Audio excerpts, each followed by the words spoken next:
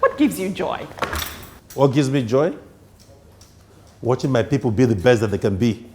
Charismatic, charming, and stylish, he is one of the most prominent bank CEOs in Africa.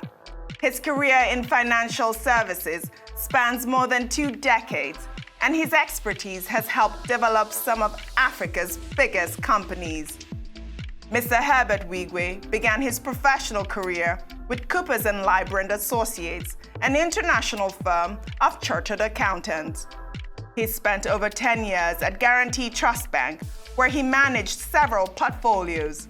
In March 2002, Herbert and his partner, Ike Imokwade, co-led the transformation of Access Bank. He managed the bank for over 12 years before his appointment as Group Managing Director and Chief Executive Officer in January 2014. Ike remains a very important part of the family as always. He is helping to ensure and provide guidance as far as governance and all of that is concerned. He will remain a critical sounding board for me for as long as I'm here, and trying to make sure that we create an institution that will truly outlive each and every one of us. We worked together, first of all, in GT, which was our former life, and we remain ever so proud of that institution that basically provided us the foundation for entrepreneurial skills, even though they existed, but nurturing them was some of the things that we picked out of there. At the time at which we came into Access, we were the 69th bank or 70th bank in the market. Now, it was clear to us that world over, the top 5 banks will control and dominate as far as market share is concerned. It holds true in every continent. Mr. Wigwe is an alumni of the Harvard Business School and holds a master's degree in banking and international finance from the University College of North Wales. It is no wonder that he now heads one of the largest banks in Africa and Nigeria's biggest lender by assets. In addition to his cumulative banking and academic profile, Mr. Wigwe is also heavily invested in the creative art scene. His collection of artworks extends through his home, workspace, and lifestyle. Hello, Herbert. Yes, OG, please come in. Thank you for having us today. Thank you. Oh my God, I could be fooled that you were in a gallery. Well, we enjoy collecting, and so this represents some of the pieces that we have, so yes. I can see you're such a huge art lover. What is your favorite piece in this room? I think each piece means something to me. I like all of them for different reasons. You know, there are several that inspire me, but I think I kind of like each and every one of them for a different reason. So which one is your favorite one? I kind of like the Ayo masquerade. It's very nice. Okay. It's a representation by Oshinowo. All right, if you know the normal Ayo masquerades, which they do, of course, they have the festival every year. You know, so it's one that I like a lot. You know, but it's a great piece. And I also see that you have a Lego in here. Aha!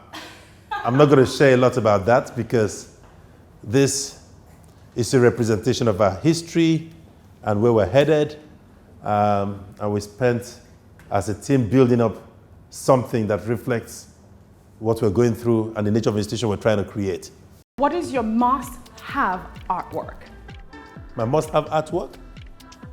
Different, difficult to say, but I think I have a lot of Ben Enwonwu's, you know, because he did create pieces. Trick question. You just said Ben Enwonwu. So I'll ask you, the Mona Lisa or Ben Enwonwu's tutu?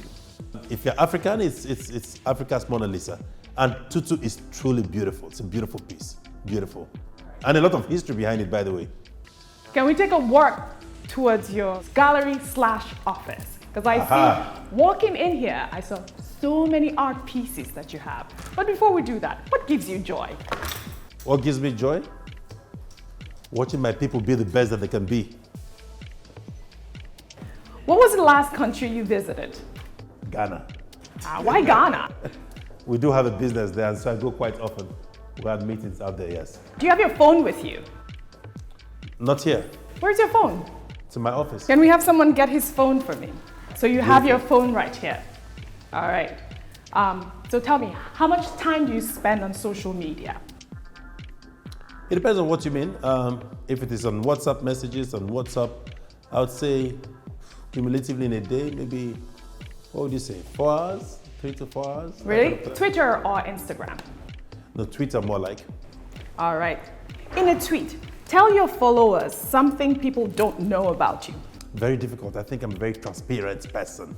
I think most people know a lot about me. I don't think so. But can you just think of one little tweet that you can have, just real quick? That people don't know about me? Yes. Very emotional. So how do you deal with negative press? I have my own defense mechanisms. I think that it depends on what the negative press is about. If it has to do with business, we would basically set up as a team, see what the implications on our business is, and then respond. Now, more pieces here that are interesting. Obviously, this is the Doba, and of course, you can see the Emir of Kano, different excerpts of the Doba. A great piece out here by Yeson. But this is particularly interesting, and I think it's interesting and it's one of my favorites. We normally have the marathon every year, and this is actually the marathon live, captured by the drones. So these are people. Last year we had well over 200,000 people running. So these are all people, but I think this is on the 10-kilometer stretch. So it was captured by the drone, and if you don't look well, you can't tell. But this is straight from the last marathon. All right, this is a huge space. You're definitely a successful man, Mr. Wigwe. What does success mean to you? I don't know about being successful. Well, it's a relative thing, but I think my greatest success will be my people. You can only be as successful as your people and what you like. But I think, quite frankly, each time we have access people doing great things, it means quite a lot to all of us. And to me personally. What would you like to be remembered for? What would I like to be remembered for? As one who contributed in creating one of the largest financial institutions in the continent, one that basically helped build an institution that will be remembered over time, all right, as an institution that will be able to compare favorably with all the other large and successful financial institutions of the world. That is one aspect that has to do with my career. What is your proudest moment? Difficult to tell. There has been several. I think one of them obviously was, on a personal basis, my first son's graduation, and for no other reason but seeing your first, that you put in a lot of effort doing well in school. What is your biggest learning experience? Several. How complex the human being is. While the human being is the most perfect machine, he represents a very, very complex, construct in terms of their thinking, in terms of expectations and emotions and all of that. And it's just coming through several things which we've had to do in terms of combinations and all. But it's nothing. And of course, the most important thing is that there's no favor you can do to anybody or that can be repaid, or any favor that's been done to you that you can repay. Random question. Whose career do you admire and respect the most? I think there are several people who've done well, and it doesn't have to be in the field of banking. I've seen people who have excelled as business people. Obviously, one of the most important institutions in this country, and one that we remain extremely proud of, is the Dangote institution. So several people who have worked there, starting from the founder, Mr. Dangote, is definitely a mentor and one we look up to. I think in the context of our institution and banking, there are other people who've done exceedingly well. Mr. Fola Adeola, Taya Deroko are real role models. My partner, Igi Mokwede. So these are people who have done very well in their careers and have, apart from financial services, done other great things that are worthy of emulation. All right, I'm going to ask you a really fun question, but I think we could do that in the gallery. So, what do you consider the most overrated virtue? I think love is, and the simple reason is that you can love several people, you can love your children, you will love your spouse, you can love your staff. They're all worthy of being loved, and so sometimes people use the word in a manner that I just think is overrated, because you must be able to show it to several different stakeholders and people and family and staff, etc. That for me is what it is. All right. If you could change one thing about yourself, what would it be? I wouldn't be able to, so I don't have much to do. So I would like to keep myself the way I am. What do you consider your most treasured possession? My wife, obviously. My wife, obviously. Fantastic. And why is that? My strongest asset and my greatest cheerleader and my greatest strength, by far. What song would you probably be caught dancing to? I don't know, not in 2019, I can't remember. No shaku shaku for us right now? No. Okay, No. what is a typical lazy day for you? Very few. I'm not, I don't find myself in those circumstances, but let me tell you what I'd rather be doing if I'm not working. I would be in a spa, I would be in the gym, I could be having a massage for several hours. That would be my lazy day, obviously. What are the 3 things you can't live without? Very difficult question. I think my children and my wife, which is basically my family, that would be the starting point. If I can't find a sanctuary where I'll be at peace with myself, to pray and things like that, it will be a very difficult thing. And obviously, I like my people around me and people that I work with. The day I can't do anything, I can't work anymore, I think my life will be in tatters. So, your family, your sanctuary, and your work. Yes, very important to me. Fantastic. What's your favorite fashion trend right now? Just simple, being simple and classic. I think you look quite simple, but dapper as well. That's to you? Are those Louis Vuitton shoes? No, I don't even know where they got them from. What's your idea of perfect happiness? Spending time with my children. Definitely. All right. What's your greatest fear? Failure. A bank run, for instance. Failure certainly does not seem in the horizon for Mr. Wigwe.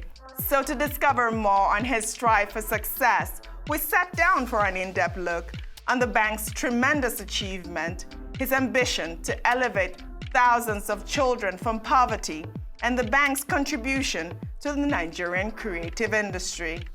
Mr. Herbert Wigwe, welcome to the program. Thank you for joining me today.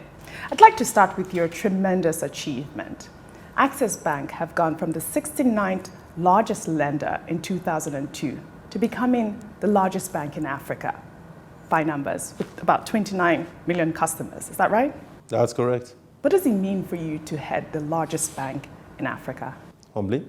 But I think what is more important is the fact that, one, we have a very, very strong team. It is a result of the work of several people. We have 25,000 staff. Having the largest customer base at 29 million is something we're proud of. But I think what is more important is the fact that we take inspiration from our comparator banks who are also doing great things as far as financial inclusion is concerned, as far as digitization is concerned, and all of that. And of course, as far as the efficiencies of their own numbers is concerned.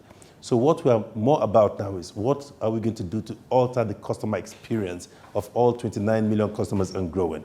I think that number will approach 50 million or perhaps 60 million over the next 3 years.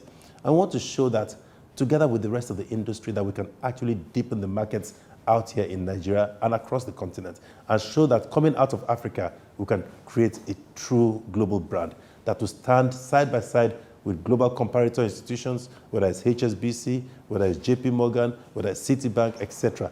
Only then can we see true development in our continent and in our country more specifically, because the banks will be of sufficient scale, size, and scope to ensure that there's great economic development in our country. I'd like to take you back to the time that you were an employee at GT Bank. Would you say that you've always had the vision to head a bank? Has it always been a vision of yours? Or did you just stumble upon it while you were at GT Bank? The truth? Absolutely. Even the choice of banking as a career. And we'll speak to that in a little while. But I think one of the greatest opportunities and things that happened to us was to be blessed with great leaders. very strong ethical leaders and mentors. And that was Fola Adeola and Tayo Aderoko. Young as we were in our very early 20s. They gave us a plain piece of paper to run a bank. I mean, it was unheard of. And they empowered us and just let us do what we wanted to do. It created the foundation for everything that we've done. You are always a function of people you meet, the values that you see, and all of that. They instilled in us most of the values we've had as adults in terms of running a bank and how we see our vision for whatever institution we had.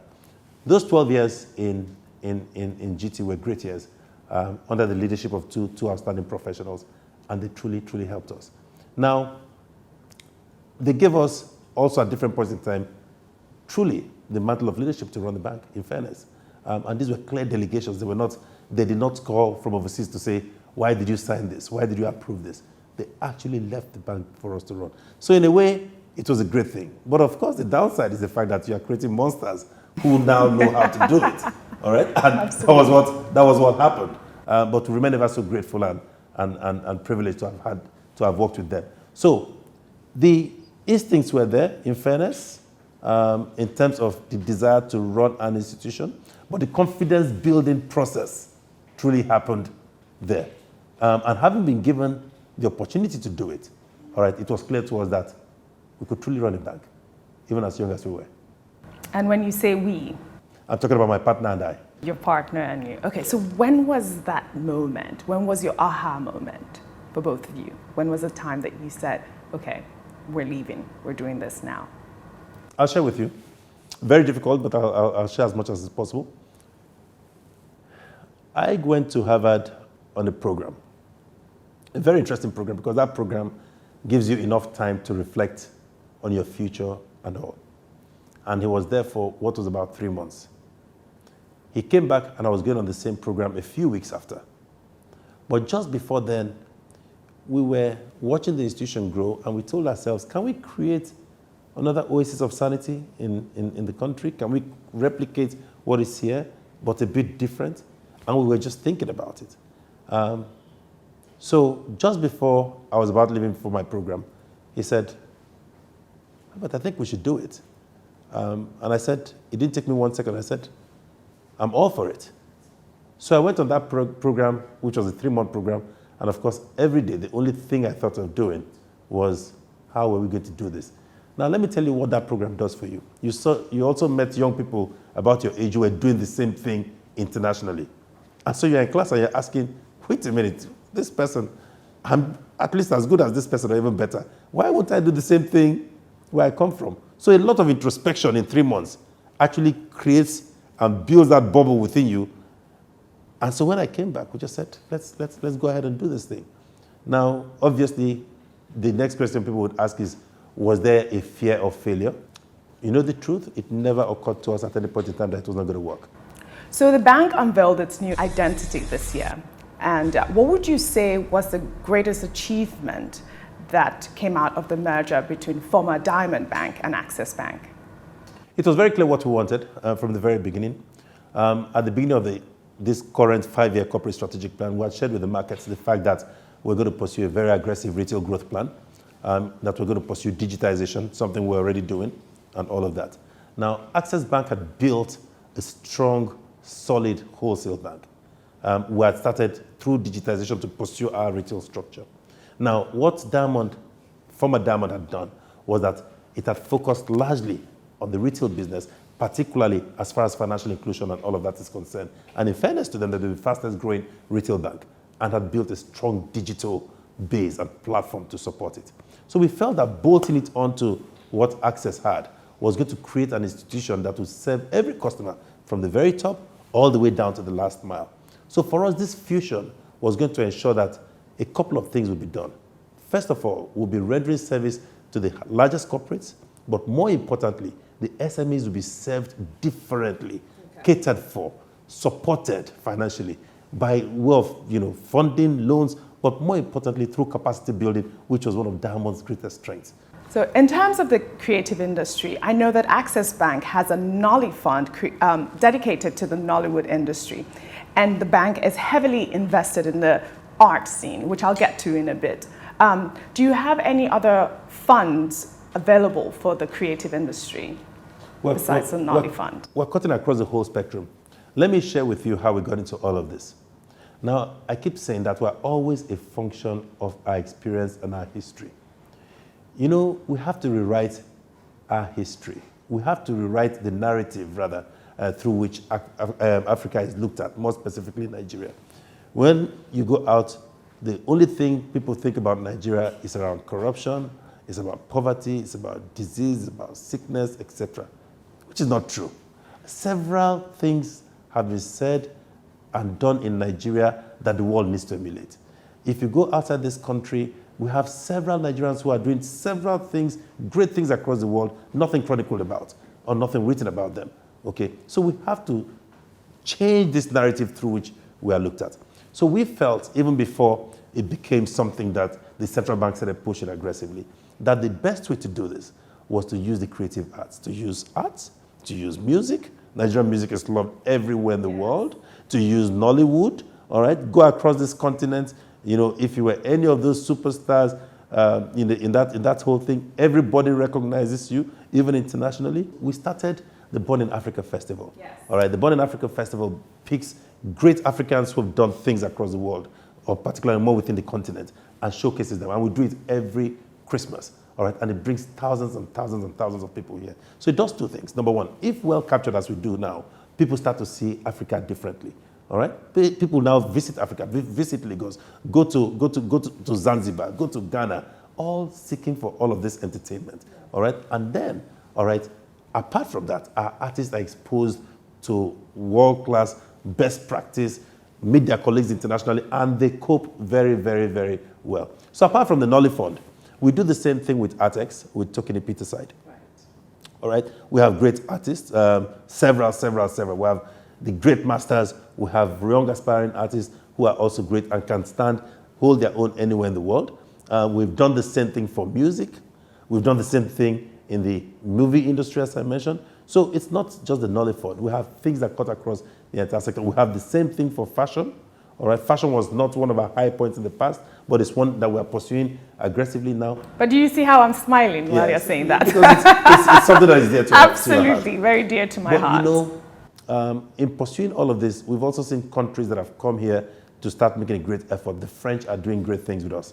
And we're basically taking it and doing things in France, more in terms of improving the quality of things we do. And you know, they're very techy. All right, so the nature of cameras, the quality, and you know, all of those things. What does this thing do? It employs a huge amount of people. Absolutely. People don't understand. If we pursue that creative sector properly, I think you will see it generating employment 5 million to 10 million people over the next 5 years, particularly if the entire industry does it.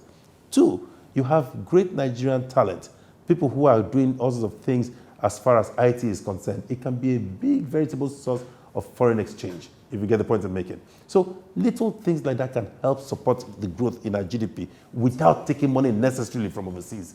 You know, and of course, making sure people are employed, all right, the social benefits, etc., etc. So those are the things that have driven us into all of those things. But by the way, the central bank is now formalizing it within the entire financial services sector.